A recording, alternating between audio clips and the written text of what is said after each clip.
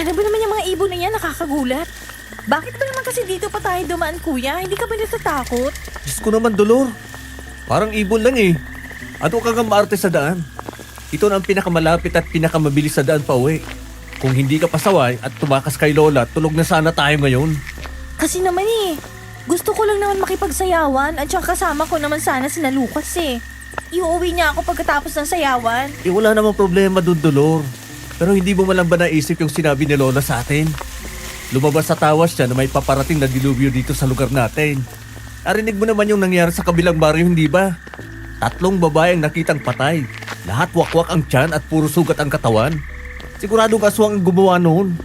Kuya naman, walang aswang. Ang tagal-tagal na natin dito na tayo lumaki. Pero ni minsan walang aswang na nagpakita dito sa lugar natin. Magnanakaw at mga rebelde, oo, pero aswang? Tumigil ka nga. Malamang biktima ng mga lulong sa droga yung mga yun. Ikitang-kita ko yung mga bangkay, Dolor. Walang tao makakagawa noon. Kahit pa-adik, hindi yun. Ah, teka. Ano yung dumaang yun? Hindi ibo yun ah. Napakalaki at biglang dumilim ng dumaan. Nakita mo yun? Ayun kuya, sa may puno. Huh? Tao ba yun? Mga mata ba yun? Yung parang umiilaw. Huh? At ano yun? Pakpak? Tao ka dyan? Hindi yan tao. Bilisan mo, Dolor. Tumakbo na tayo dito. Bilis! Kuya, sandali! Hintayin mo ako! Bilis, Dolor! Abutan na tayo!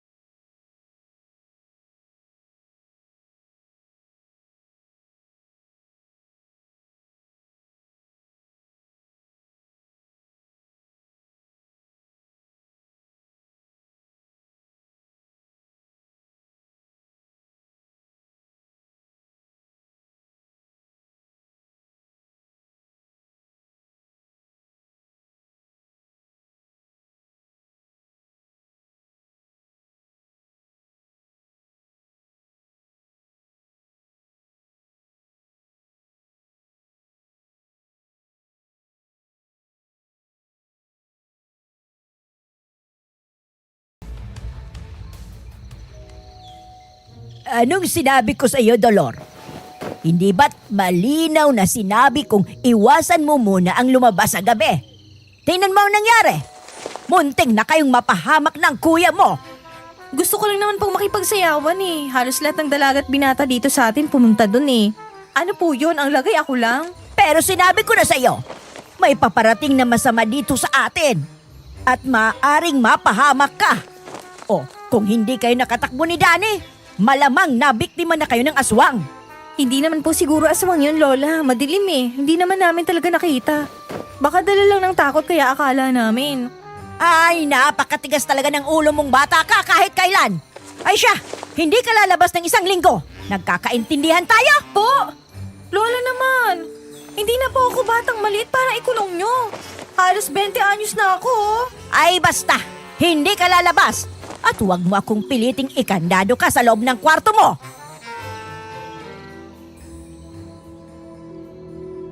Inis na inis ako noon Pakiramdam ko nasasakal ako sa mga patakaran ni Lola pero pinili ko na lang na manahimik. Mapamahiin siya at napakahigpit niya sa pagsunod sa mga yon.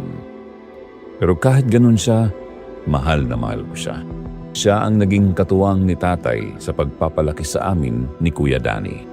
Kaya kahit nakakainis siya madalas, ayokong mabastos siya.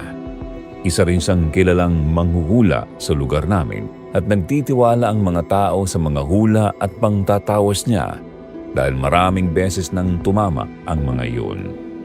At ayon pa sa mga kwento, minsan nang iniligtas ng hula ni Lola ang buong baryo. Dolor, buksan mo ang pinto. Alam kong gising ka. Bukas yan. Mag-almusal ka na. Tara na. Wala pang laman yung sikmura mo magmula kagabi. Hindi ako gutom, kumain na kayo. Ikaw? Hindi gutom? Kalokohan. Lumabas ka na at hindi kita hahatiran ng pagkain dito. Alam mo namang ayaw ni Lola ng ganun at saka nariyan si Lucas. Hinihintay ka. Huwag mo nga akong pinagluloko, kuya. Kung nariyan si Lucas, edi sana kanina pa nagtatalak si Lola. Umalis si Lola. Pumunta sa Nyugan. Pinapunta ni Kapitan at ni Mang Celso. Sa Nyugan? Bakit? Maniniwala ka ba kapag sinabi ko? Ano bang nangyari? Yung apo na dalaga ni Lola Salve, nakitang patay. Nakasabit sa isang puno doon at wakwak ang tiyan. Ano? Si Ana? Oo, nagkakagulo na nga sa labas kanina eh. Dolor, tingin ko, may kinalaman dito yung nakita natin kagabi. Kung hindi siguro tayo nakatakbo, baka tayo yung nakasabit sa puno ngayon. Pero kuya, hindi totoong aswang. Tao lang ang may gawa nun. Eh paano mo ipapaliwanag yun? Paano maaakyat ng normal na tao yung bangkay doon sa itaas ng puno? At saka, dinala yung labang loob. Kagayang-kagayo ng nangyari sa kabilang baryo. Mas malala nga lang ngayon. Hindi ko alam kuya. Pero sigurado akong hindi aswang ang may gawa nito. Tinatakot nyo lang ang sarili nyo. Ewan ko sa'yo. Kaya ka napaparusahan ni Lola eh. Ang hirap mong kausap talaga eh. Sige na, lumabas ka na dyan at naghintay na nga si Lucas doon sa kusina. Baka bumalik pa yun si Lola at abutan kayo. Kung hindi lang ako naawa sa'yo eh.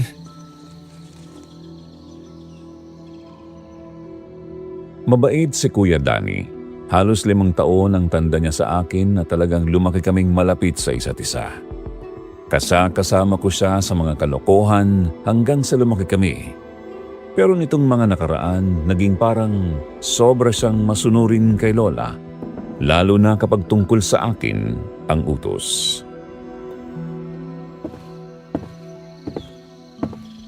Lucas, Oh, Dolor, kumusta?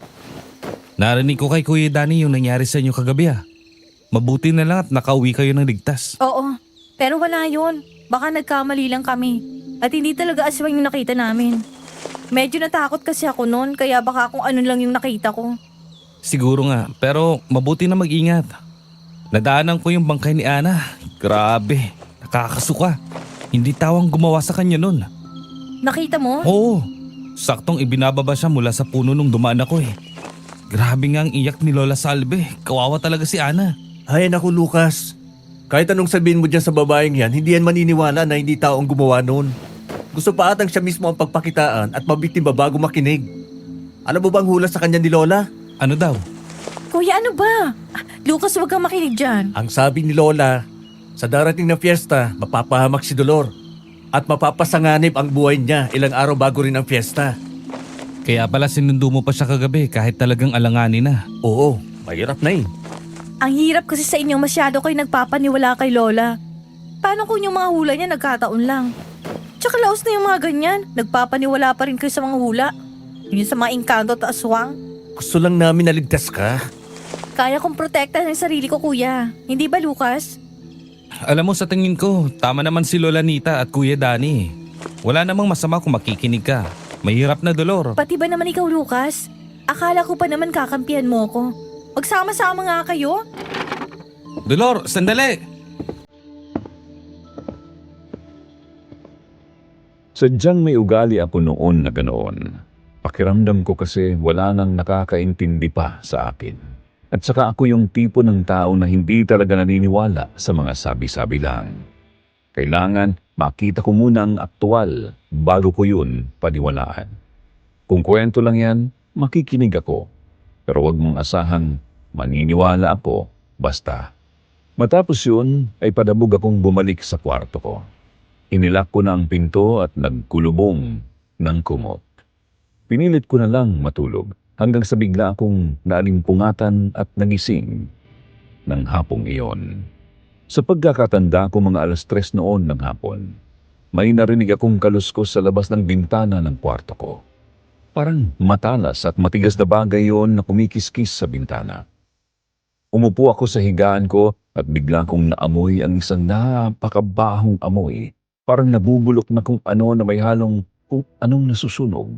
At sa hindi malamang dahilan, nagtayuan ang mga balahibo ko.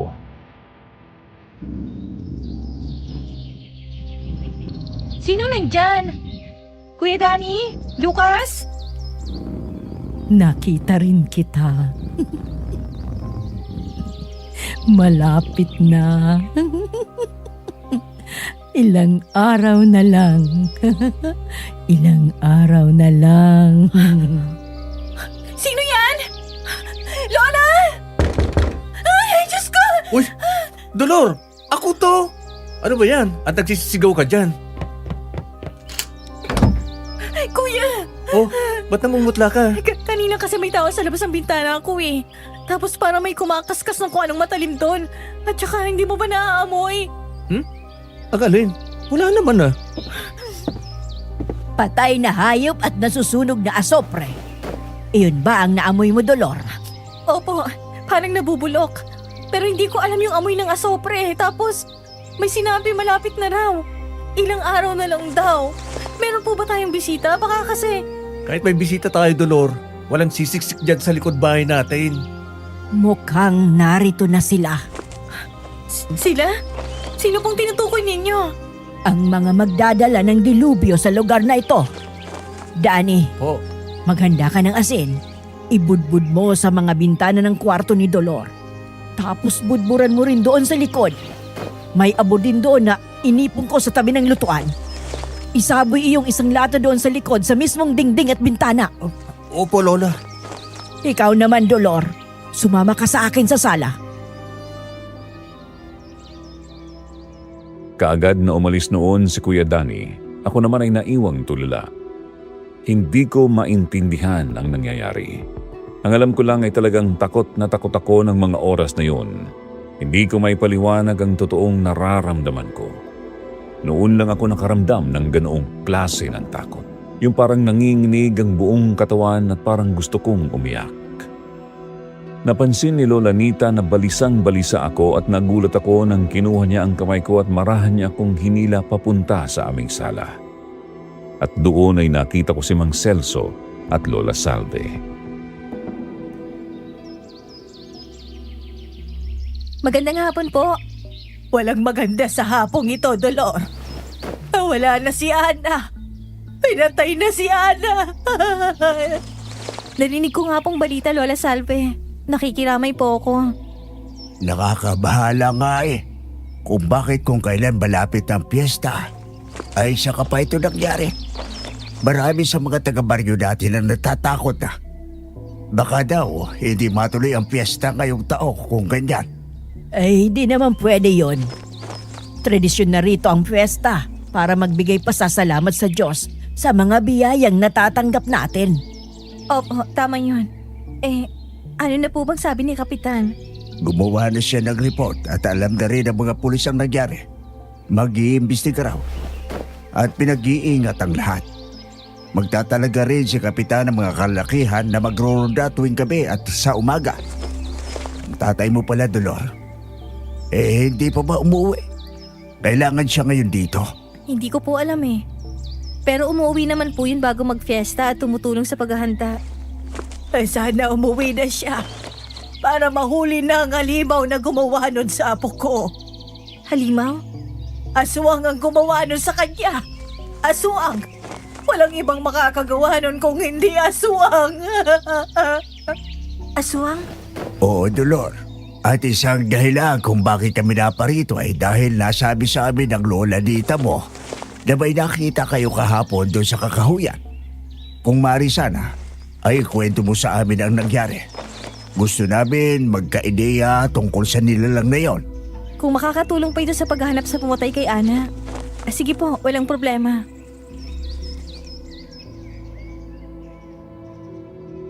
Ikinuwento ko sa kanila ang nangyari at nakita namin ni Kuya Danny. Saktong pumasok si Kuya noon at pinatunayan niya ang kwento ko sa kanila. Habang nagsasalita ako ay grabe ang iyak ni Lola Salve at pilit na lang pinakalma ni Lola Nita. At sa sobrang iyak ni Lola Salve, maging ako ay naiyak na rin. Matapos kong ikwento ang lahat, lalo silang naniwala na aswang nga ang may kagagawan noon kay Ana at sa mga dalaga sa kabilang baryo. Sa isip ko naman ay naglalaro na ang ideya na maaaring totoong aswang nga ang gumawa ng karumal-dumal na pagpatay na yon. Pagkatapos, inutusan ako ni Lola Nita na kunin ang mga gamit niya sa pagtatawas. Sinunod ko agad yon at pagkaabot ko sa kanya, nagsimula agad siyang mag-orasyon.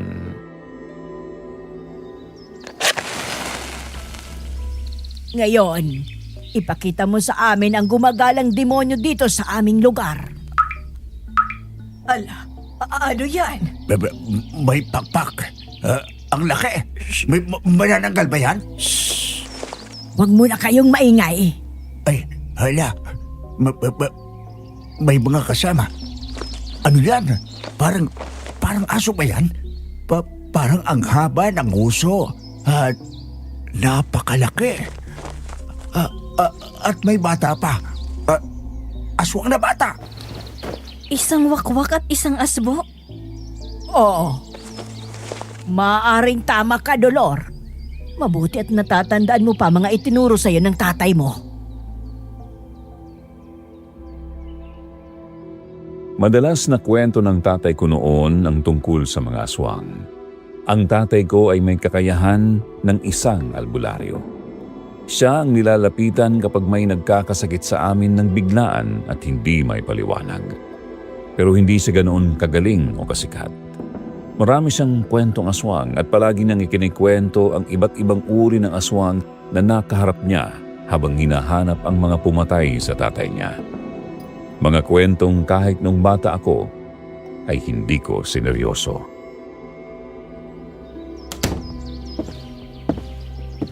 Kung totoo man na wakwak at asbo ang nanggugulo dito ngayon, ay kailangan natin maghanda.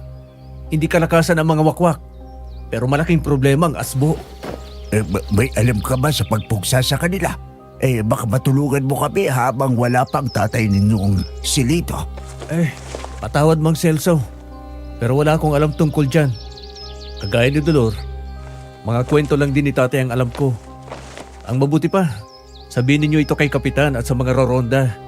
Magdali na lang ng itak o mga pinaturi sa kawayan ang mga yon bilang depensa. Sige, pero sa oras na dumating si Lito, ay kaagad ninyo kaming sabihan na. Lola Salve, tara na po. Kailangan pa nating ayusin yung pagbuburulan ni Ana. Nita, Danny, Dolor, sana'y mapigyan ng hustisya ang apo ko. Sana mapagbayad ninyo ng ayop na gumawa nun sa kanya. Napakaraming pangarap ni Ana. Pero ngayon, wala na. Wala na.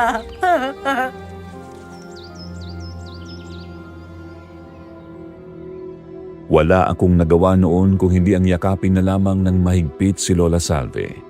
Hindi ako nakapangako na matutulungan siya, ganoon din sila Lola at Kuya.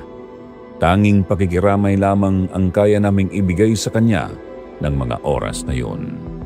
Matapos doon ay nagpaalam na sila at naiwan kaming tatlo nila Kuya na walang kibo at malungkot. Kahit kasi papalayo na, naririnig pa rin namin ang iyak at pighati ni Lola Salve.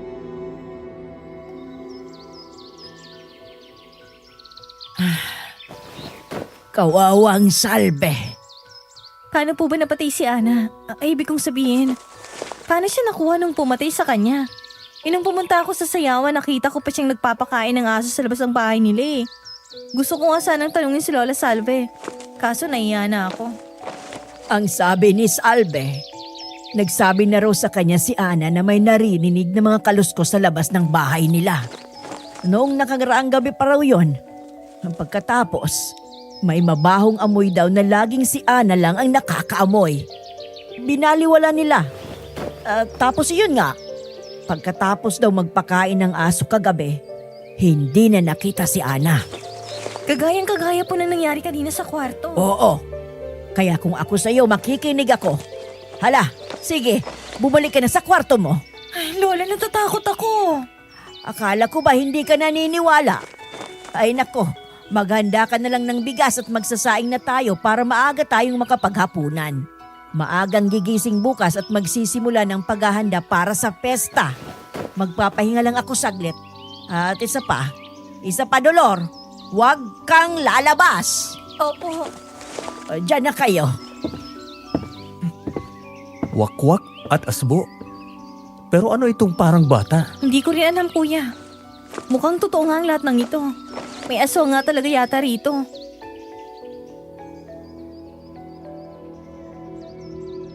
Noong mga oras na yon, nagsimula na akong makumbinsi na may aswang nga na gumagala sa baryo namin. Yung nangyari kay Ana, yung lumabas sa tawas ni Lolanita at yung nangyari sa akin, lahat ng yun nagtutugma-tugma. Pero kahit ganoon, iniisip ko pa rin na sana tao lang ang gumawa noon at sana ay mahuli na sa lalong madaling panahon. Matapos ang hapunan, nabalitaan namin na dumating na ang bangkay ni Ana. Kinabukasan pa sana kami pupunta pero ang sabi, ililibing din kaagad ang bangkay bukas na bukas rin. Kaya naman kahit na lubog na ang araw, pumunta kami roon. Marami naman kami dahil halos lahat ng mga kabaryo namin ay pumunta. Kaya naging kampante rin si Lola Rita. Hindi raw basta-basta lulusob ang mga aswang kapag maraming mga tao. Dolor, sandali. Ano ba, Lucas? Huwag mo nga akong kausapin, naiinis ako sa'yo. Pasensya ka na. Hindi ko sinasadyang, alam mo na, kampiyan sina Kuya Dani mo. Nag-aalala lang din naman ako sa'yo, sa kaligtasan mo. Alam ko. Pero, basta, nakakairita ka. Sorry na, ganito na lang. Kakausapin ko si Lola Nita. Ipagpapaalam kita para makasama ka sa pag-aayos para sa pista. Siguradong papayag yun kung umaga tayo gagawa. Talaga, gagawin mo yon? Kahit na alam mong susungitan ka ni Lola? Oo naman, akong bahala. At saka, hindi ko hayang mapahama ka. Gagawin ko ang lahat para protektahan ka. Ayos ba yun? Sabi mo yan ha. Kapag yan, Pangako, hindi mapapako. Unti-unting dumami ang mga tao sa burol. Halos lahat ng mga taga-baryo namin ay naroon at nakiramay. May kalalakihan din ang baryo namin pero kahit ganoon, kilala namin ang isa't isa. Alam namin kung may bago sa lugar namin. Nag-uusap kami ni Lucas nang biglang umiyak ng malakas si Lola Salve. Magang-magana ang kanyang mga mata at sa mga narinig ko ay hindi pa siya kumakain magmula noong umaga. May mga naghanda ng lugaw at kapeng barako sa burol. Gusto ko ring makatulong kaya ako na ang namahagi ng mga iyon sa mga naroon. Kahit magiging abala kinabukasan ay makikita ang pagdadamayan ng aming munting baryo. Ate! Ate! Ay, kabayo ka! Bakit pa nakasara yung kabaong? Pambihira ka naman, bakit nanggugulat ka? Pasensya na po. Nagtataka lang ako kung bakit sarado yung kabaong. Di ba dapat bukas yan? Para makita natin sa huling sandali yung patay. Ang balita kasi maraming sugat ang dinamo ni Ana. Kaya siguro minabuting isarado na lang. E paano po kung wala pala dun yung bangkay? Sigurado po ba kayo na naroon? Oo naman. Hindi naman siguro nila ilalagay dyan yung... Paano kung kinuha na pala talaga ng mga aswang yung buong katawan? Paano kung wala na talagang laman yan at kinakain na yung bangkay niya kung saan? Ano bang sinasabi mo? Hindi natin alam. Aswang ang pumatay sa kanya, diba? At may mga aswang na hindi nag-aaksaya ng laman ng mga biktima nila. Teka, sino ka ba?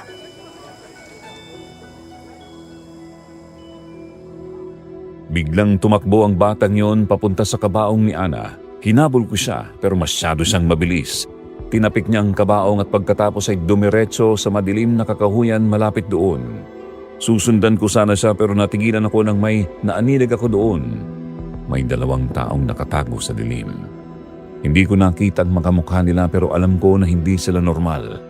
Nagsitayuan ng mga balahibo ko at parang nanlamig ang pakiramdam ko. Hinanap ko si Kuya Danny pero hindi ko siya makita at nang ibalik ko ang tingin ko sa kakahuyan, wala na ang mga tao doon, maging ang bata. Hoy, Dulo! Anong tinitingnan mo dyan? Tawag ka ni... Kuya, ano kung walang lamang bangka yung kabaong ni Ana? Anong sinasabi mo? Paano walang laman? Wala nang laman ng kabaong. Kinain na namin ang kaibigan mo.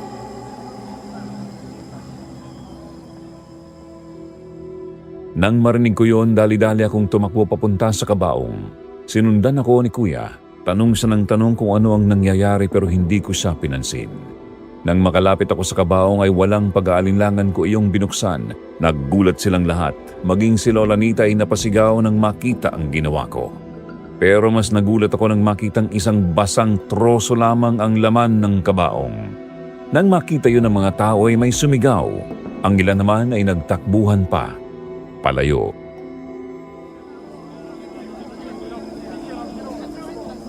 Ay, nasaan ang apo ko? Anong ginawa niyo? Dolor, anong ginawa mo? Dulo! Paano mo nalaman? Yung bata, kuya.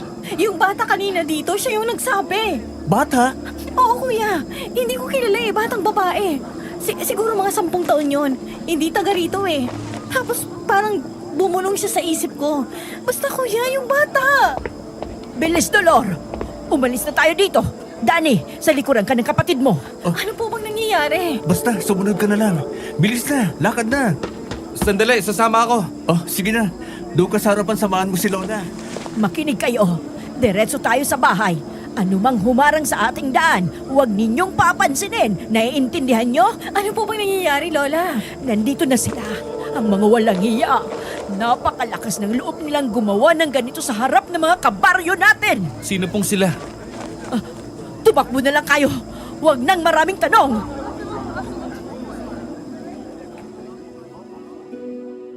May kalayuan ang bahay nila Lola Salve mula sa amin. Kailangang dumaan sa maliit na kapihan. Hindi naman masukal pero may kadiliman ang lugar na yon. Mabuti na lang at hindi nakalimutan ni Kuya Danny na magdala ng flashlight. Ganon din si Lucas. Hindi naman na din bago sa mga taga-amin na magdala ng ganoon lalo na kapag lalabas ng gabi.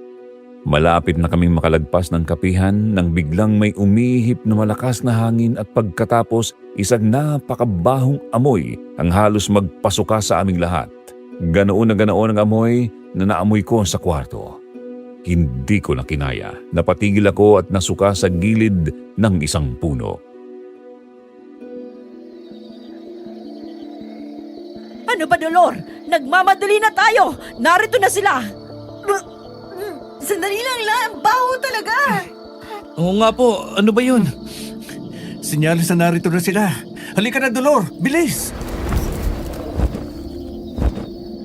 Ano yun? Ibon ba yung duma na yun? Ang laki naman.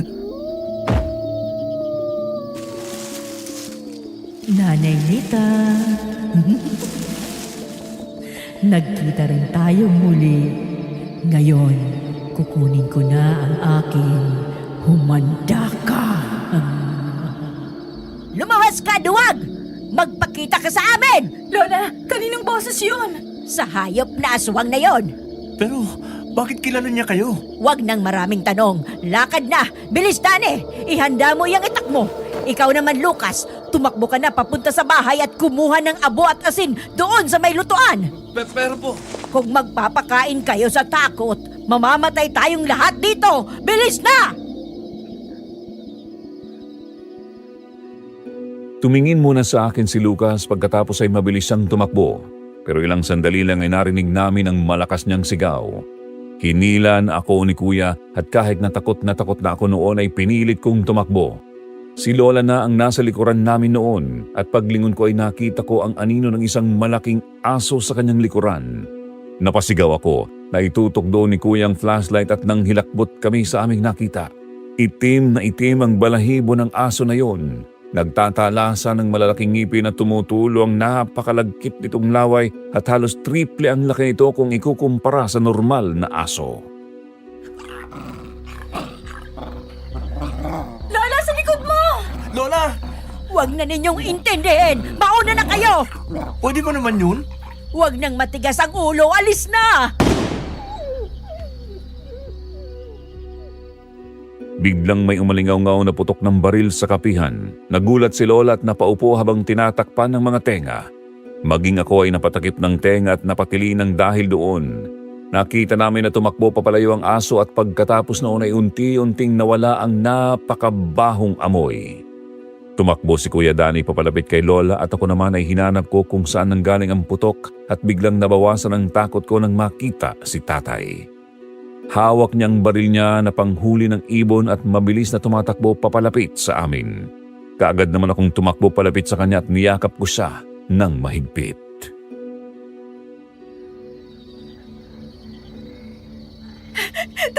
Tay, salamat at dumating kayo! Dolor, ayos ka lang ba? Sakto ang dating ko. Mabuti na lang at dito ako dumaan. Letseng mga aswang na yan. Opo, mabuti na lang po talaga. Si Nanay, Ayos lang ako, Lito. Salamat. Kung hindi ka siguro dumating. huwag tayo dito mag-usap. Ang mabuti pa ay umuwi na tayo. Kaya pa po ba ninyong lumakad, Nay? Oo naman. Pero paano po kung samalakay ulit yung mga aswang? Wala na sila. Hindi ko napuruhan yung asbo. Pero siguradong iindahin niya ang tamang yun. Sige na, lakad na. Nagmadali kami sa paglakad at hanggang sa makalagpas kami doon, hindi na nagparamdam sa amin ang mga impakto. Malapit na kami sa bahay nang makasalubong namin si Lucas na dala ang isang bayong. Pawis na pawis ito at namumutla.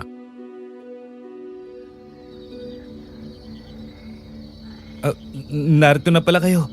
Yung mga aswang. Anong nangyari? Dumating si tatay. Nabaril niya yung isa sa mga aswang kaya nakatakbo na kami. Teka lang. Mabuti at ligtas ka. Narinig pa namin yung sigaw mo kanina eh. Oo, nakatakas ako. Mabuti nga at hindi ako hinabol dito.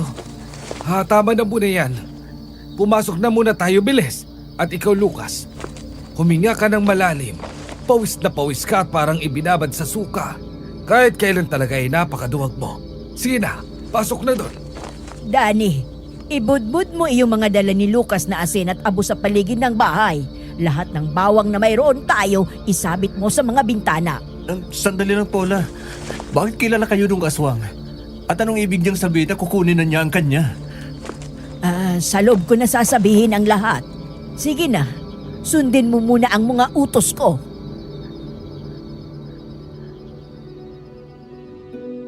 Narinig ko pa ang usapang yon nila Kuya at Lola.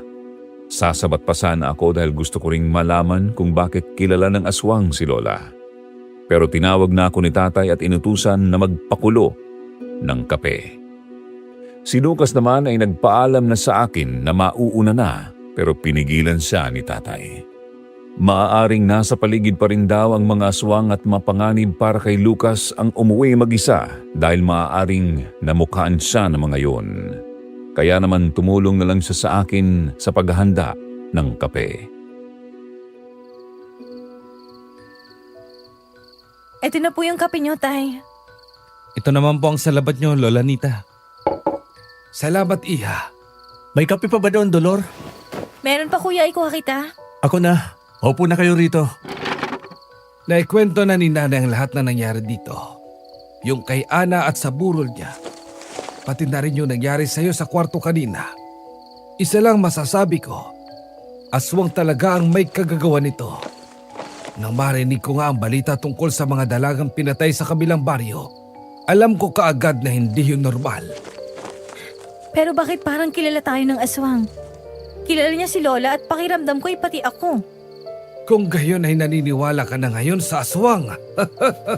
Paano hindi siya maniniwala? Ikitang-kita niya yung asong malaki.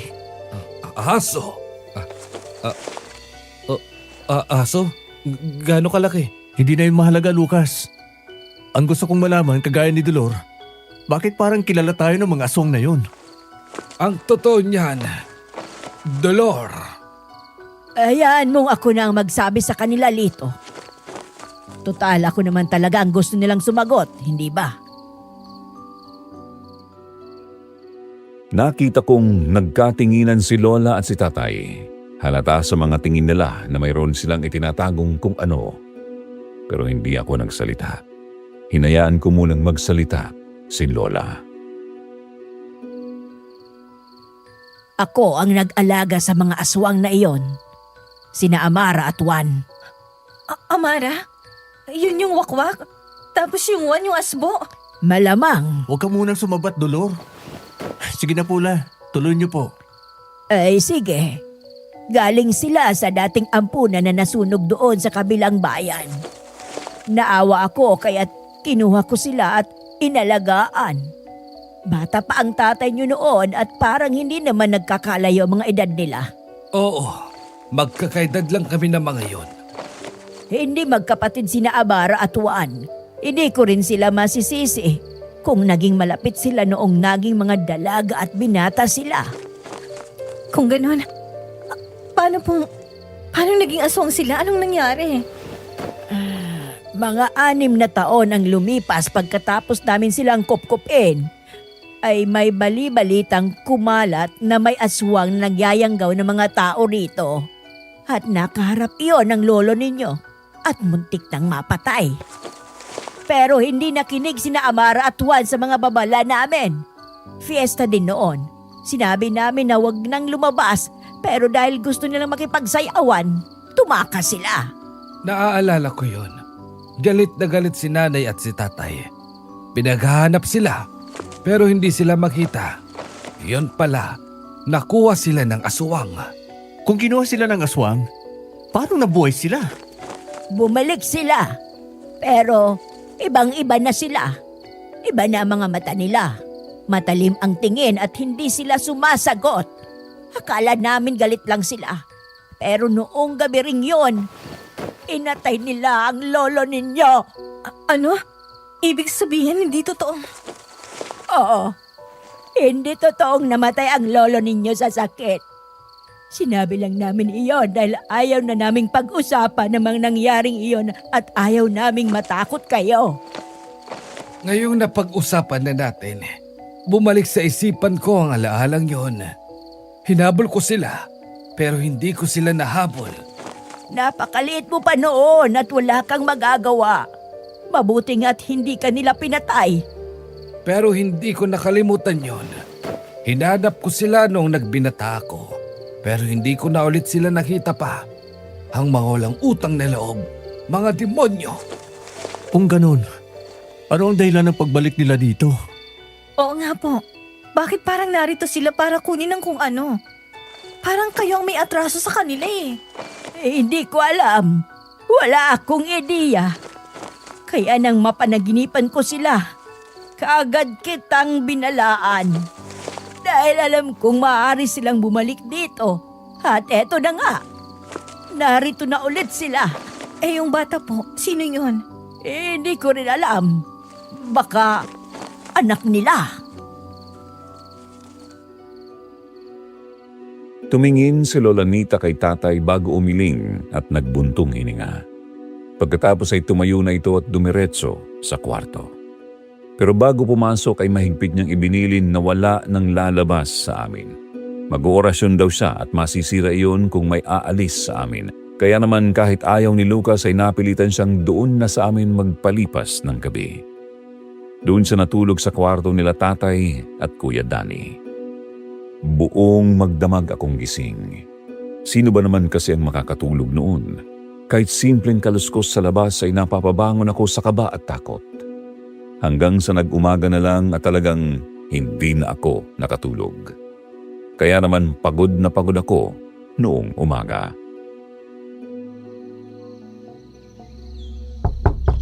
Dolor, tanghali na. Gumising ka na raw, sabi ni Lola Nita. Dolor! Bukas yan.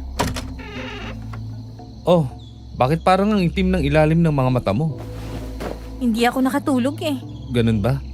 Oo, sige, magpahinga ka na muna. Aalis na rin ako. Baka hinahanap na ako ni Naitay. Nag-aalala na yun. At saka, magsisimula na yung paglalagay ng dekorasyon. Nag-ikot na si Mang Celso eh.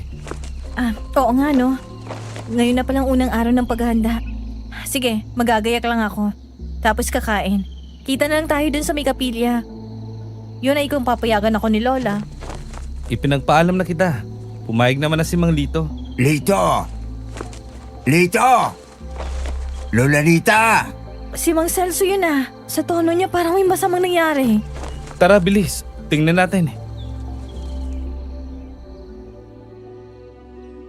Mabilis kaming nagpunta ni Lucas sa sala ng bahay namin at naroon nga si Mang Celso. Pawis na pawis at hingal na hingal. Kaagad siyang pinapasok ni tatay sa bahay at si Kuya Danny naman ay inabutan siya ng tubig. Ano nangyari? Bakit parang galing ka sa habulan? May kahoy ka ba? Yung bangkay ni Ana, nahanap na namin. Walang damit at puro kagat ang katawan. Ang sabi ng mga pulis, baka aso raw ang may gawa. Pero pwede ba yun? Sino ba kasing nag-asikaso ng bangkay na yun? Hindi ba lang pinantayan bago makarating dito? Ang sabi doon sa kabilang baryo doong inihatid yung bangkay dito, may pamilyang humingi ng tulong sa kanila dahil napakasakit ang tiyan ng anak. Tinulungan daw muna nila.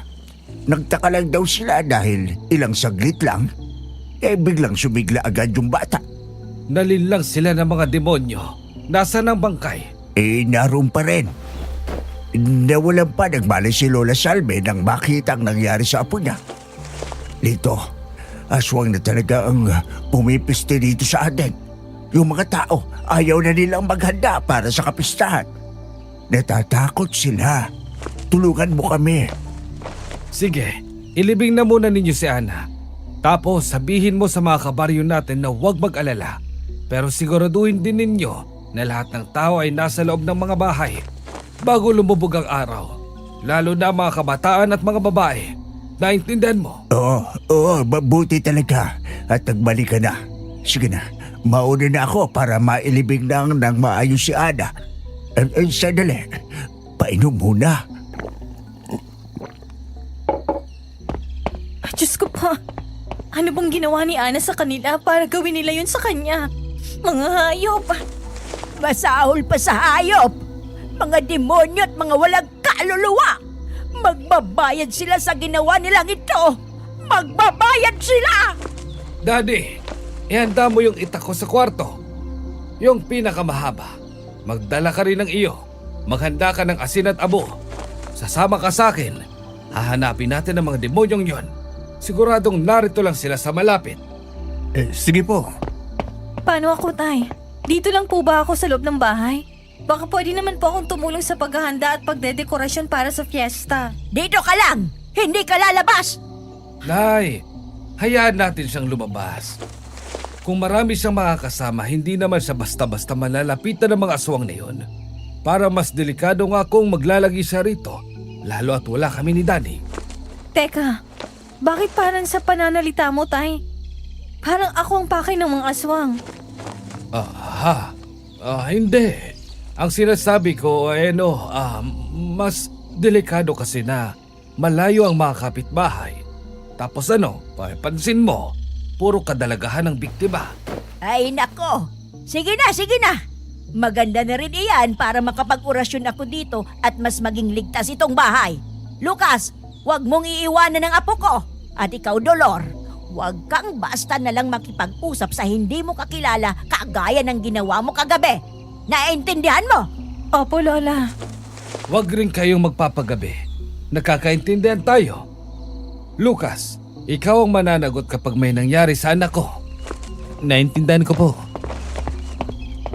Ang mabuti pa, dalhin mo to. Tama, dalhin mo yan, Lucas. Ano po ito? Patalim? Parang ang bigat naman po yata. Sa tatay ko ang punyal na yan. Gawa yan sa pinaghalong tanso, pilak at bakal. May orasyon yan at yan ang panlaban niyo noon sa mga aswang. Gusto kong gamitin mo yan para protektahan ang anak ko. Pero, Sige po, gagawin ko po ang lahat. Magaling. Tara na, mag-agahan na tayo na makaalis na rin kami kaagad. Mabilis kaming nag-almusal. Pagkatapos ay umalis na sila tatay at kami naman ni Lucas ay pumunta muna sa kanila. Nasermonan pa siya ng malala ng tatay niya pero kinalaunan ay pinayagan din kaming pumunta sa gitna ng baryo para tumulong sa paglalagay ng mga banderitas at mga dekorasyon. Tradisyon na ito dito sa amin pero noong araw na yun, parang hindi ramdam ang paparating na fiesta. Ramdam ko ang takot sa bawat isa ng mga oras na yun.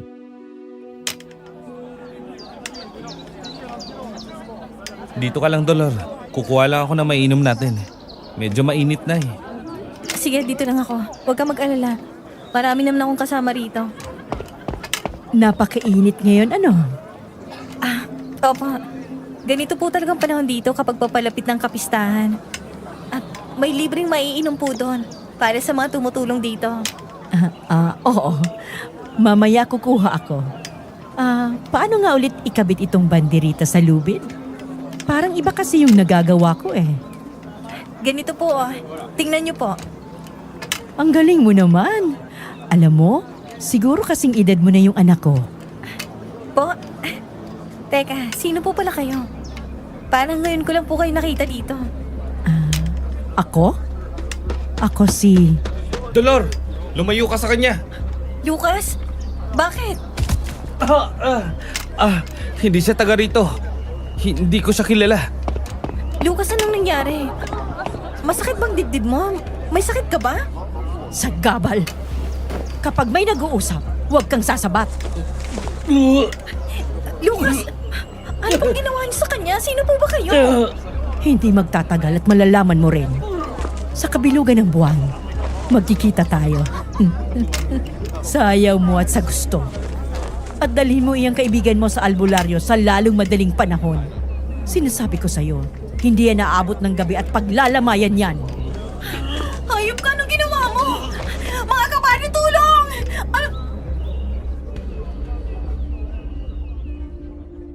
Sumigaw ako ng saklolo pero pagtingin ko sa paligid nagulat ako at kinilabutan dahil walang isang tao doon. Muli kong ibinaling ang mga mata ko sa babaeng kumausap sa akin at lalo akong kinain ng takot nang makita ang mga mata niya na pulang-pula at dahan-dahang umaangat ang mahaba niyang buhok. Sumigaw ako pero wala talagang nakarinig sa akin. Si Lucas naman ay nawala na ng malay nang dahil sa kasusuka.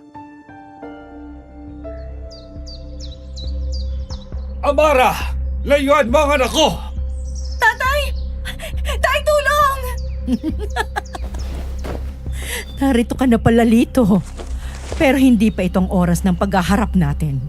Magbabayad ka pa sa pagkakabaril mo kay Juan. Lahat kayo! Pagbabayarin ko sa ginawa niyo sa akin at babawiin ko ang kinuha ninyo! Napakakapal talaga ng pagmumukha mo. Matapos kayong palamunin at bihisan ng mga magulang ko, ito pang igaganti nyo. Walang humiling sa kanila na alagaan kami. Sila ang nagpumilit. Demonyo! Talaga! At hindi ako titigil. Uubusin ko kayo hanggat hindi ko nakukuha si Dolor. Uubusin ko ang tao sa baryong ito. Ito na ang magiging huling kapistahan dito.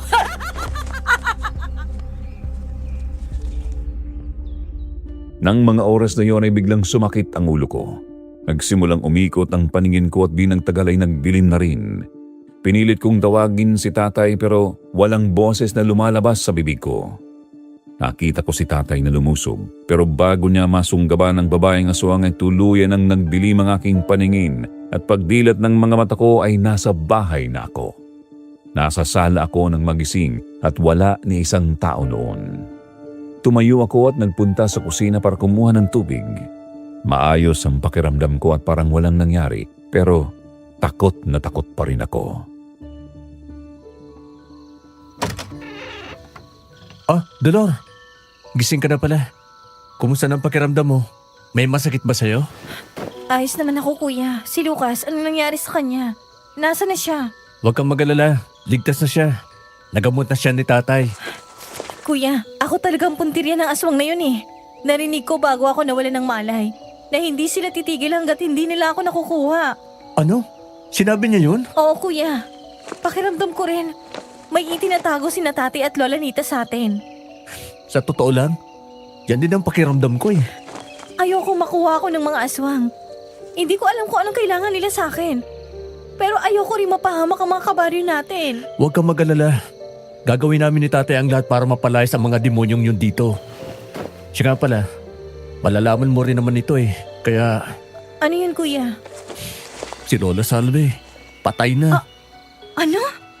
Patay na si Lola Salve at si Kapitan. Nakita ang bangkay nila sa may kapihan kung saan tayo hinabol ng mga aswang. Wakwak ang mga tiyan at parang nilapan ng aso. Nagsagawa na ng paghanap yung mga pulis pero walang makita eh. Ang sabi, dapat daw ipagpaliban muna ang kapistahan. Hahanapin daw muna yung kriminal. Teka, bakit parang ang dami na nangyayari dito? Eh kasi, 2 araw kang tulog, Dolor. Ano? 2 araw? Mabuti pa, kumain ka na. Pagkatapos dito ka lang sa loob ha. Hintayin mo na lang si Lola Nita at tatay na bumalik. Pupunta lang ako sa talipapa at wala na tayong pagkain. Huwag kang lalabas, nagkakaintindihan tayo. Kuya, sandali! Dolor, Oo, sige na. Mag-iingat ka.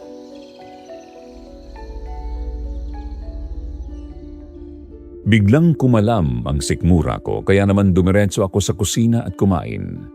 Isinara ni Kuya lahat ng bintana sa bahay bago nagpaalam na umalis. Maaga pa noon, mga 4, pero pakiramdam ko ay gabi na. Sumilip ako sa siwang ng bintana namin at nakita ko ang ilang mga kabataang may dalang banderitas. Patuloy pa rin sila sa paghanda sa kapistahan. Lumipas ang mga oras at walang nangyaring kakaiba. Subalit, sumapit na lang ang dilim at hindi pa rin bumalik sila tatay at Lola Nita. Maging si Kuya Danny, wala pa rin. At dahil sa pagkainip, naisipan ko na lang na maglinis ng bahay. Nang nasa kwarto na ako ni Lola Nita ay may nakita kong isang kahon sa kanyang higaan. Kinuha ko yun at hindi sinasadyang mabitawan dahilan para magkalat ang mga laman noon.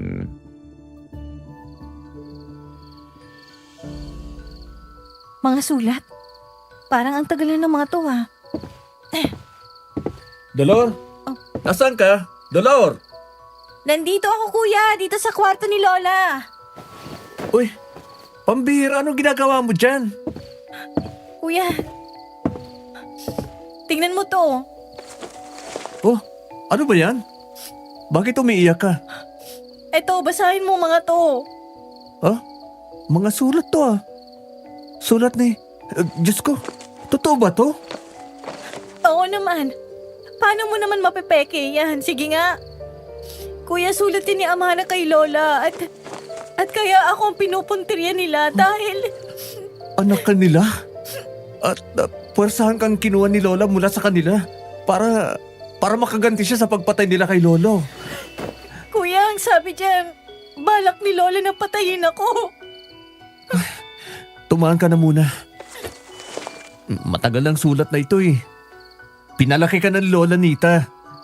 Baka bugso lang ng damdamin. Yun ang dahilan kaya nasabi niya yun noon. Isa pa, wala rito yung mga sulat na si Lola ang sumulat. Paano kung naghihintay lang siya ng tamang panahon, kuya? Naguguluhan ako at natatakot. Alam mong mahal na mahal ka ni Lola. Isa pa, hindi ka haya nasaktan ka ng ni isa man sa kanila. Kuya mo ako at gagawin ko ang lahat para maging ligtas ka lang. Sa ngayon, hintayin na muna natin na makabalik sila Lola. Sige na, iligpit mo na yan. Lumipas pa ang ilang oras bago bumalik sila Lola at Tatay. Nakapaghanda na kami ni Kuya ng hapunan noon pero hindi nawala sa isip ko ang natuklasan ko. Iyak ako ng iyak noon habang nagluluto. Pakiramdam ko buong pagkatao ko ay isang malaking kasinungalingan. Ang bango ng niluto ninyo ah. Dolor, Danny, narito na kami. Aba, talagang nakapaglinis ang bunso ko ah. Parang kumikinang ang bahay na to. Narito po kami sa kusina. Handa na ang pagkain. Pagpasok nila Lola sa kainan ay kaagad na iniwas ko ang tingin ko sa kanya. Hindi ko alam kung bakit pero parang ako pa ang nahiya. Galit ako pero mahal ko si Lola at parang hindi ko kayang magalit sa kanya. Halo-halo na rin ang nararamdaman ko ng mga oras na yun.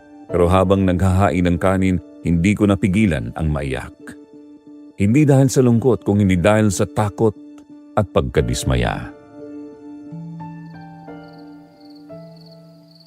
Oh, bakit ka umiiyak? Magtapat nga kayo sa amin. May itinatago po ba kayo sa amin? Itinatago? Wala. Ano naman ang itatago namin? Kaya kami natagalan dahil inilibing namin si Lola Salve at Kapitan. Ayaw na naming magahay sila kay Ana. May nakita po kami mga sulat sa kwarto ni Lola. Aba, at bakit kayo nakikialam sa mga gamit ko? Sino ang nagsabi sa inyo na... Tama na ho. Sabihin na lang po ninyong totoo. Anak ba ako ng aswang? At balak pa ninyo akong patayin bilang ganti sa pagpatay nila kay Lolo? Aba ba, saan mo napulot yan? At bakit pinagtataasan mo ako ng boses? Tama, Dayday. Hindi na rin naman natin ito maitatago pa. Sabihin na natin ang totoo. Oo. Oo, Dolor. Anak ka nila, Mara at Juan. Hindi ako anak ng mga aswang. Diyos ko. Totoo iyon. Ipagpaumanhin mo kung itinago ko sa iyo ng matagal na panahon.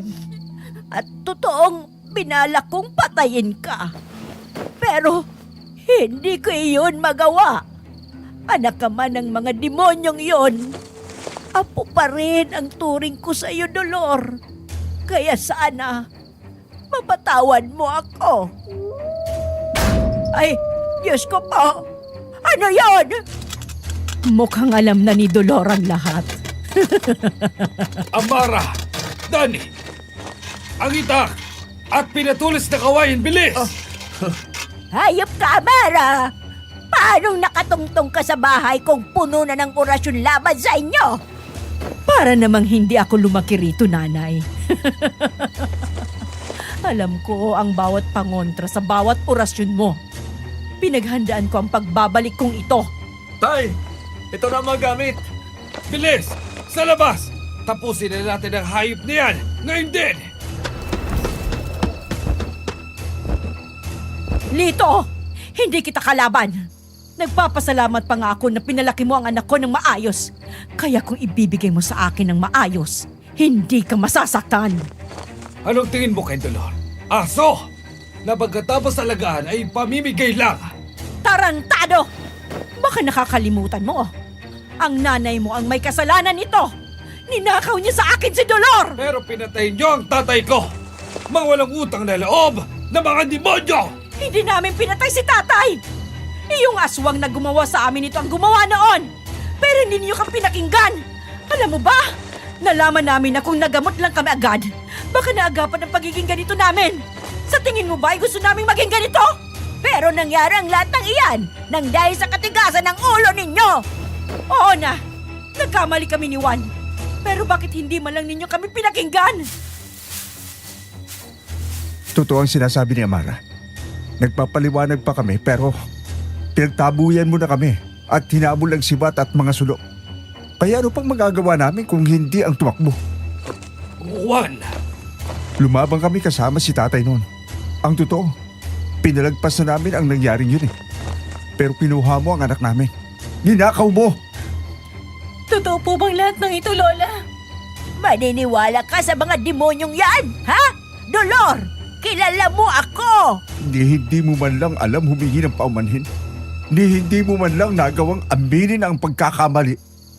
Dolor, kami ang tunay mong mga magulang. Sumama ka na sa amin. Paano ako sasama sa mga halimo at kriminal na kagaya ninyo? Paano ako magtitiwala sa inyo? Hindi naman. Tama! Kalokohan ang lahat ng sinasabi ng mga yan, Dolor! Lito, Dane, patayin na ang mga yan! Sinubukan kong umawat dahil marami pa akong gustong itanong, pero hindi ko napigilan si tatay. Hinabol niya si Juan na tumakbo kaagad sa madilim at masukal na daan. Si Lola naman ay binato ng pinatulis na kawayan si Amara na nasa bubungan. Hindi ito tinamaan at mabilis ding naglaho. Pero bago matapos yun, nagbigay siya ng babala na sa darating na pista ay gagawin na nila ang lahat. Makuha lang ako. Doon ko napagtanto na kabilugan ng buwan ng fiesta at sa ganoong panahon sila pinakamalakas.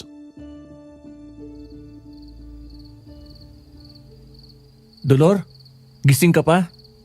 Oo, kuya. Bukas yung pinto. Ah, Anong problema?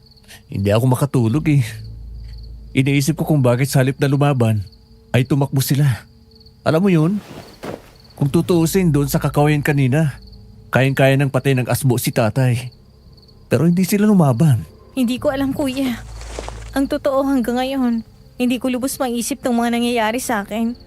Parang pelikula na hindi ko maintindihan. Naiintindihan kita. Gusto mo, punta natin sila Amara at Juan. Kuya, Alam ko kung saan sila nagtatago. Nakita ko sila pero hindi ko sinabi kay tatay. bakit hindi? Pakiramdam ko kasi, may mali sa mga sinasabi nila sa atin eh. Ano? Tara? Anong pinagsasabi mo dyan, Danny? Ha? Lola? Traitor kang loko ka. Balak mo pang ialay ang kapatid mo doon? Hala, sige. Saan sila nagtatago? Sabihin mo! Ano po kasi? Hindi mo sasabihin? Sige. Mabulok kayong magkapatid dito. Hindi kayo makakalabas hanggat hindi namin sila napapatay. Lola! Manigas kayo. Hindi kayo makakatakas. Hintayin niyo ako at kukuha lang ako ng kandado. Dolor, pagkakataon na natin na tumakas. Pero kuya, baka lalo tayo mapahamak nito. Tama ba itong gagawin natin? Parang naninibago ako sa'yo ah. Nagbago ka na ba? Masunurin ka na? Ewan ko sa'yo. O ano? Tara na! Pero baka pati ikaw mapagalitan eh. Ano ba? Babalik na yun. Bilisan mo na. Naku, tara na nga. Bubuksan na sana namin ang pinto nang marinig namin si Lola na pabalik na. Kaya naman mabilis na tumakbo si Kuya at tinadyakan ng ubod ng lakas ang bintana ng kwarto ko dahilan para mabaklas ang mga kawayan na nagsisilbing rehas doon. Kinuha ni Kuya ang flashlight na nasa ilalim ng mesa ko at pagkatapos ay tumalon na kami sa bintana at tumakbo sa may sagingan. Narinig namin si Lola na tinawag si tatay pero hindi na kami lumingon pa. Kahit natatakot ako sa dilim, nilakasan ko ang loob ko. Mga ilang minuto kaming naglakad at malapit sa ilog sa may dulo ng niyugan, may nakita akong kubo-kubo. At doon daw nagtatago ang tunay kong mga magulang. Tao po! May tao po ba dyan? Dolor, Ayaw pa ginawa. patawad kung nagulat kita. Bakit naman po kayo biglang sumusulpot na lang sa likod? Ikaw nga. Amara! Si Dolor! Narito! Dolor! Anak! Mabuti naman at narito ka na. Eto si Danny, hindi ba? Ako nga po. Salamat sa pagdala mo sa anak ko dito.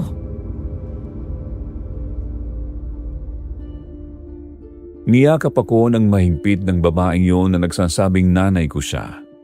At sa totoo lang, Sir Jupiter, kahit na aswang siya at hindi ko siya lubusang kilala, nakakagulat na magaan ang loob ko sa kanya. Ilang sandali pa yumakap naman ang lalaking si Juan sa akin. Nalilito pa rin ako noon at natatakot pero may kung ano sa loob ko na masaya ng mga oras na yon. Binuksan nila ang kubo at sinindihan ang mga kandilang naroon bago kami pinapasok. Medyo alangan pa ako noon pero sinigurado sa akin ni Kuya na ligtas kami doon. Wala silang inihain na kahit ano. Kinumusta lang nila ako. Pagkatapos ikinuwento nilang muli kung ano ang nangyari noon. Kung mabubuting aswang kayo, sinong pumapatay sa mga tao? Dun sa kabilang baryo at kina Ana at Lola Salve. Hindi kami yon. Ang gusto lang namin ay mabawi ka. Kaya gumagawa kami ng mga paraan para matakot si Nanay Nita at ibigay ka na niya sa amin. Pero malakas ang kutob namin na si Dina ang gumagawa niyon. Dina? Naaalala mo yung bata sa burol? Yung lumapit sa'yo? Opo.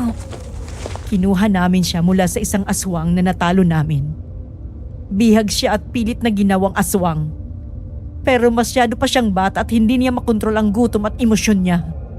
Pero paano nyo nasigurado na siya nga yung pumapatay? Hindi kami sigurado. Pero siya lang naman ang lumapastangan sa bangkay ng kaibigan niyong si Ana. Pinigilan ko siya pero hindi siya nakinig. Nanghihina na rin kasi ako dahil matagal na akong hindi kumakain ng tao. Hindi pa nga gumagaling itong tama ko sa ita. Yan po ba yung nabaril ni tatay? Oo, Pero teka, ano na bang balak ninyo? Babalik na ba kayo sa inyo pagkatapos nito? Hindi pwede. Malilintikan kami kay Lola panigurado. Pero hindi naman pwedeng sumama kami sa inyo. Pwede kang sumama sa kanila kung gugustuhin mo. Kuya, Malaki ka na, Dolor. Marunong ka na dapat magdesisyon ng sa sarili mo. At ang totoo, masaya ako na makita mo ang tunay mong mga magulang. Kahit na, aswang kami. Tama na yan. Kung gusto mong sumama sa amin, ikaw ang bahala. Pero hindi kami aalis hanggat hindi namin nakikita si Dina. Kailangan namin siyang makontrol dahil kung hindi, marami ang mapapahamak dito. tutulong po ako. Hindi, dito lang kayo. Bantayan mo si Dolor at huwag mong iiwang kahit anong mangyari. Lumipas ang mga araw at doon talaga kami na malagi. Inayos ni Kuya ang ilang parte ng kubo at ako naman ang naging abala sa pangunguha ng mga makakain namin. Minsan dinadalhan kami ni tatay, ng tunay kong tatay, ng mga ligaw na manok na silang iniihaw namin. Magmula dito, Sir Jupiter, Tatay Juan ang itatawag ko sa kanya.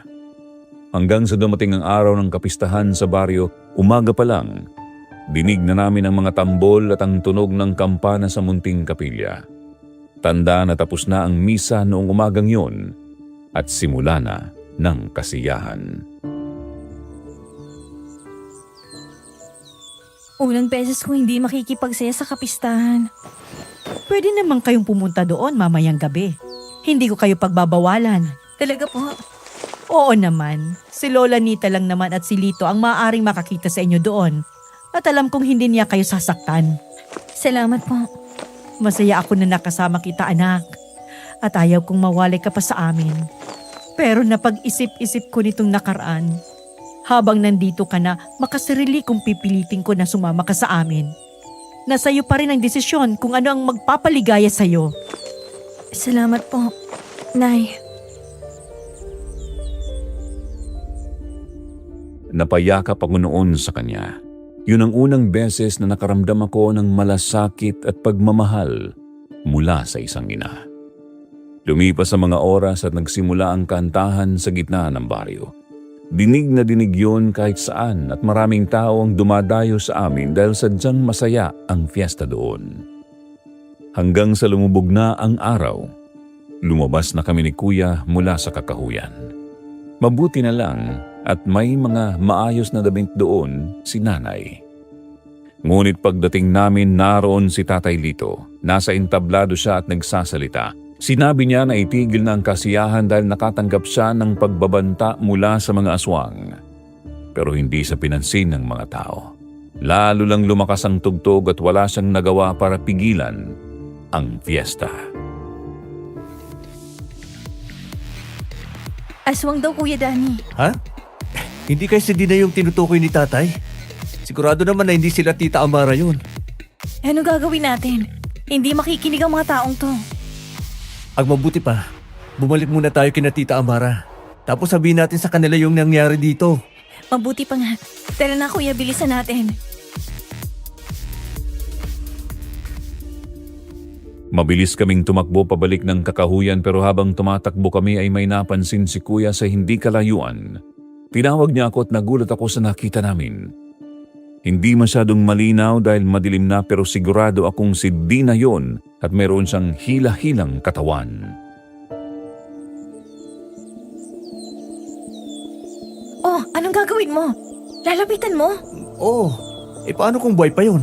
Kailangan natin siyang tulugan. Kuya, si Dina yun eh. Paano kung... Ganito na lang, bumalik ka kina nanay mo. Tapos ako na muna ang bahala sa Dina na to. Naintindihan mo? Ayoko, hindi kita iiwan. Ang tigas talaga ng...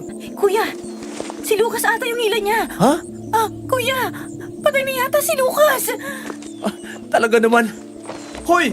Impacto! Bitiwan mo yan! Biglang napatingin sa amin ang batang aswang at sabay kaming napatigil ni Kuya nang makita ang itim na itim nitong mga mata. Nakangisi rin ito at litaw ang nagtatalasang mga ngipin. Iba na rin ang tindig nito at parang hukot na at nakatamingi na ang ulo. Napakapit ako ng mahigpit sa damit ng kuya ko at pinigilan kong maiyak sa takot. Akala mo ba madadala mo ako sa tingin-tingin mong ganyan? Bitawan mo ang taong yan! Kuya! Huminahon ka lang. Masalo silang lumalakas kapag natatakot ang nasa harapan nila. Tandaan mo yan. Akong bahala. Sa isang iglap, nasa harapan na namin ang batang aswang. Hindi na kami nakakilos pa. Dinambahan nito si Kuya dahilan para matumba sila. Tinulungan ko si Kuya. Pinilit kong alisin sa ibabaw niya ang bata pero hinawi lang ako nito at kaagad akong tumalsik. Sinakal nito si Kuya. Pinilit kong tumayo. Dumampot ako ng bato at buong lakas kong inihampas yun sa ulo ng aswang. Sapul yun, pero sa halip na mawalan ng malay ay tumalon ito sa akin at ako naman ang pinaibabawan. Ikaw! Ikaw ang sagabal sa lahat ng plano ko! Amin na sana ang buong baryong ito kung hindi dahil sa'yo! Bitiwan mo ako, Alimaw! Umalis ka dyan sa ibabaw ko! Tulong! Dolor! Maghintay ka! Isusunod kita! Nakita kong tinamaan si Kuya sa dibdib ng matatalas na kuko ni Dina.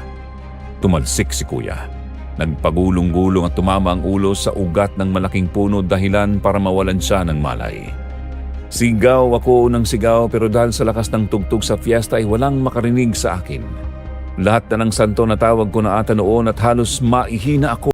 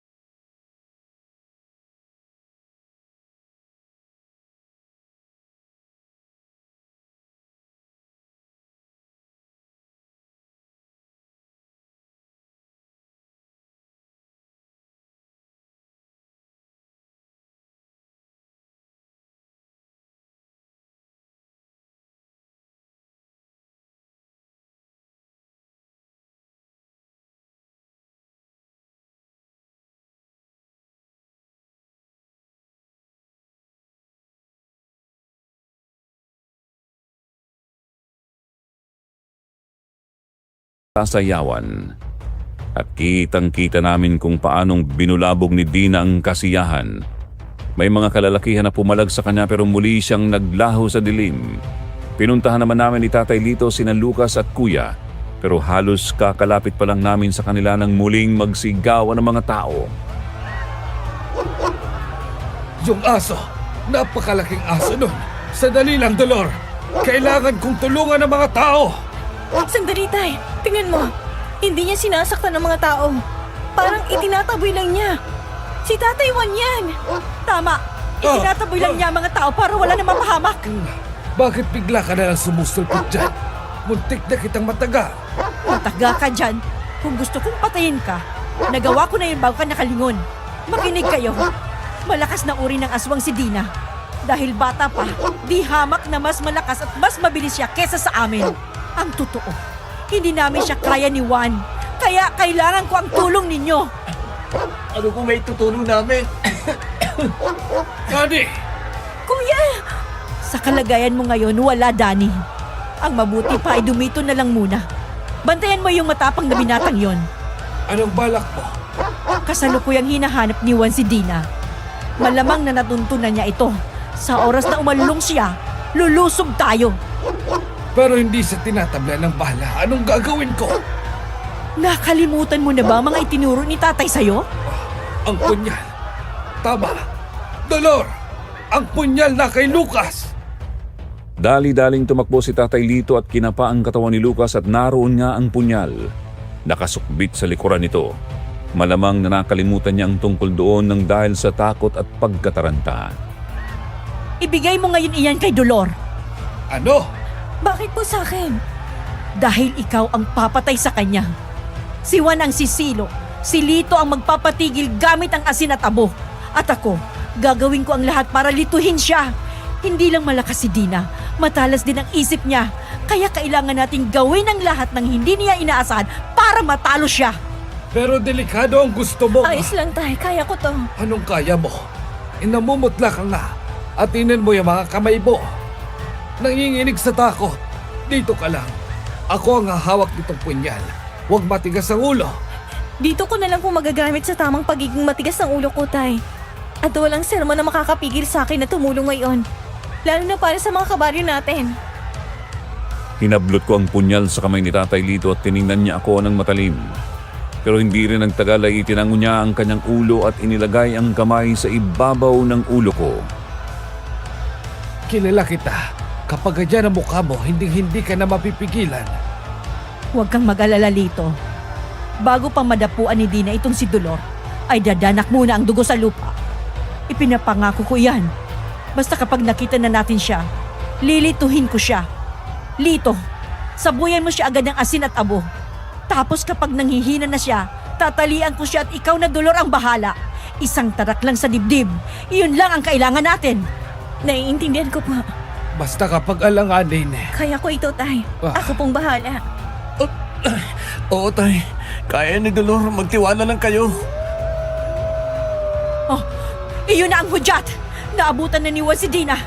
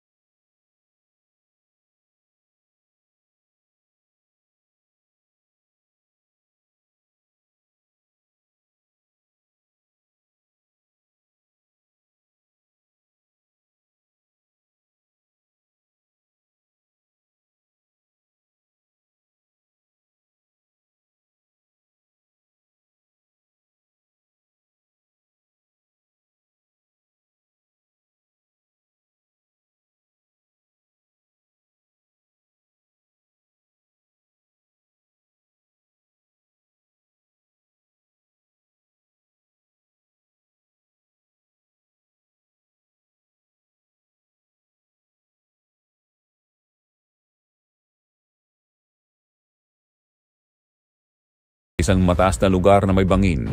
Hindi ganoon kataas yun pero napakaraming bato ang maaring bagsakan kung sakaling mahulog doon. Narinig kong sumigaw si Tatay Juan. Mas binilisan pa namin ang takbo at nakita namin na nasa ibabaw na niya si Dina at sakal-sakal na siya nito.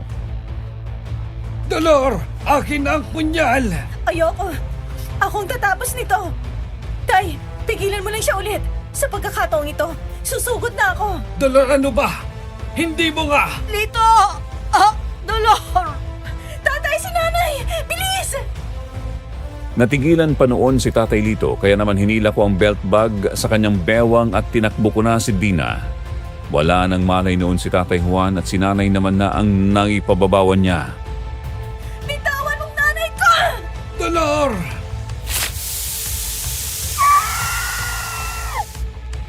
Habang umuusok-usok at parang nasusunog ang balat ay lumundag sa akin si Dina pero hindi ako umiwas. Buong tapang ko siyang sinalubong. Nang mayakap niya ako ay binalibag ko siya sa lupa. Nagpagulong-gulong kami. Sinubukan ni Tatay Lito na tulungan ako pero hinawi lang siya ni Dina. Narinig kong ikinasa niya ang dalang baril pero hindi niya yun maiputok marahil sa pag-aalangang matamaan ako. Kaya naman binaliktad niya yon at pinaghahampas na lamang ang aswang. Bitiwan mo ang anak ko!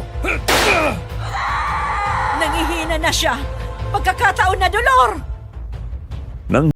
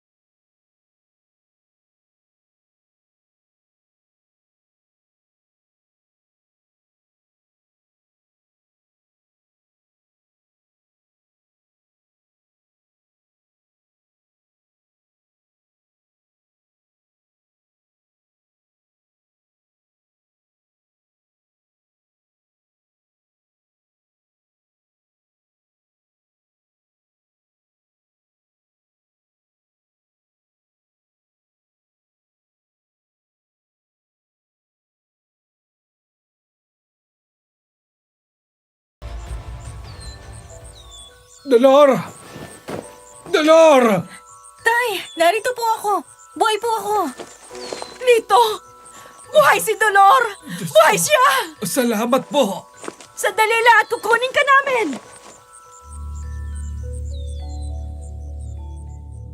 bumaba noon sila nanay at Tatay Lito. Mabuti na lang talaga at salamat sa Diyos na hindi ako nabalian ng buto. Puro nga lang ako pasa at sugat mula sa mga sanga na sinabitan ko noong bumagsak ako.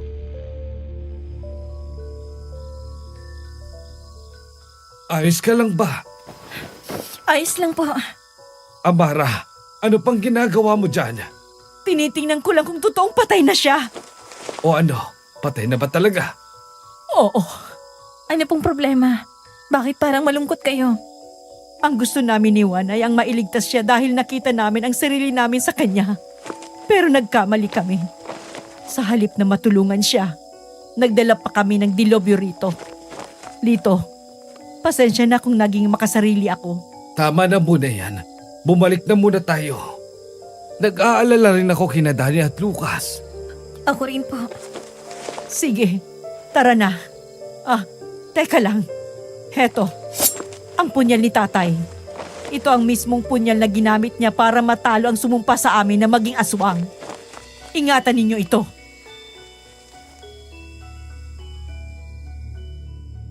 Kinuha ko yun at pagkatapos ay ipinasan ako ni tatay. Umakyat kami at nakita namin si Tatay Juan na nakaupo na at nakasandal sa isang puno.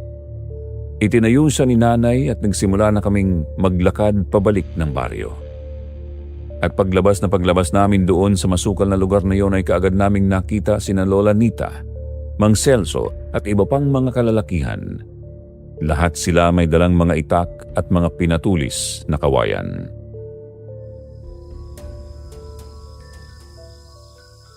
Ayan na! Ayan na ang mga aswang! Ayan ang kumuha at manakit sa mga apo ko!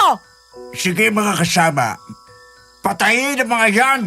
Sandali po! Hayon! Ang apo ko! Dito! Mabuti at nahuli mo mga demonyong yan! Magsitigil kayo! Ang mga taong to ang nagligtas sa baryong to. At sabi ni Dolor, ang aswang na nambibigtama rito ay napatay na. Ay, anong ibig mong sabihin? Huwag mong sabihin na nauto ka na rin ng mga impaktong yan. Aswang ka na rin? Lola, Kuya Danny, sinabi ko na sa inyo, mali ang tingin ninyo sa kanila. Ang mabuti pa mga kabaryo, magsiuwi na tayo. Ah, hindi! Pwede! Tapusin na natin ito dito! Mga kabaryo, sige na. Kami na ang bahala rito. Pag-uusapan namin ito bilang isang pamilya. Sige na. Salamat sa inyo, Mang Celso. Bahala ka nang magpauwi sa kanila. Nakinig naman ang tao kina Tatay Lito. Umalis sila at umuwi sa kanilang mga bahay. Ako naman sinigurado ko sa kanila na wala nang manggagambala pa sa kanila.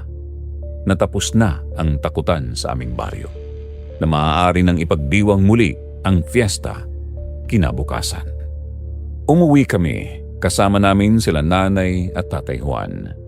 Kaagad na nilinis ni Tatay Juan ang mga sugat ni Nanay nang makarating kami roon. At namangha ako nang makitang mabilis naghihilom ang mga sugat na yun.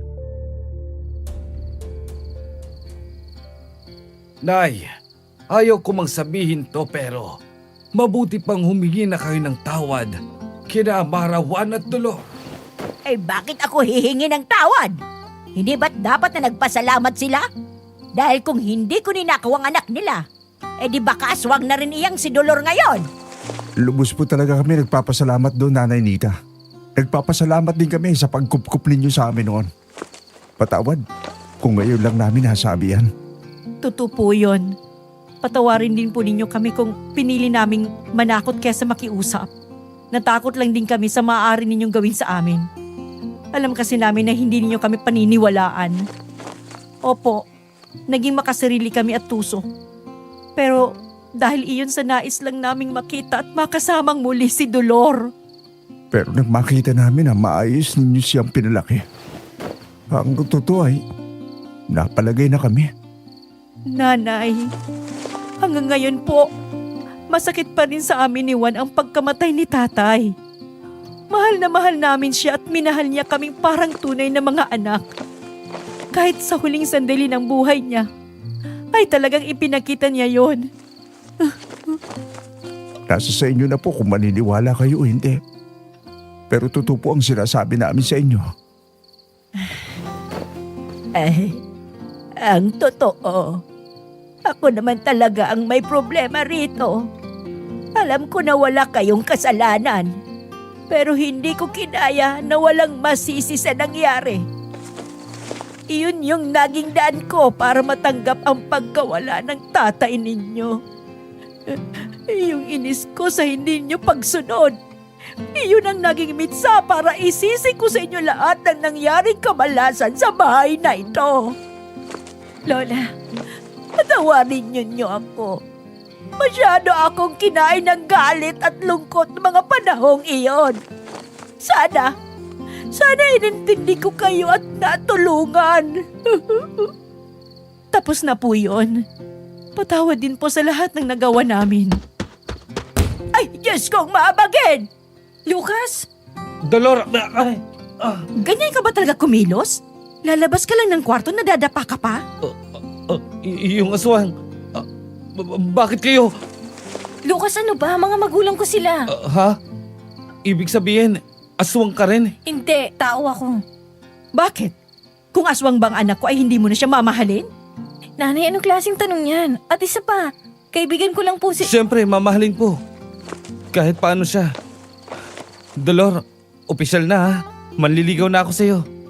Kahit na nagiging malaking aso ang tatay niya? Mahilig naman po ako sa mga aso eh. Ano? Ha? Ang ibig ko pong sabihin ay wala pong problema. Salamat po pala at hindi niyo ako iniwan kanina. Muntik na. Ang bigat mo eh. Hirapan akong hilahin ka. Ano nang balak mo, Dolor? Wala, dito lang ako. Ha? Hindi ka ba sasama kina Tito Juan? Tito Juan, ha? Hindi na. Dahil hindi naman sila aalis dito eh. Hindi po ba, Nay? Tay? Kung papayag si Lola Nita. Ay, walang problema. Sige na, dito na kayo. Pero, isa lang ang batas na gusto kong sundin ninyo. Walang kakain at walang papatay ng tao. Nagkakaintindihan? Opo.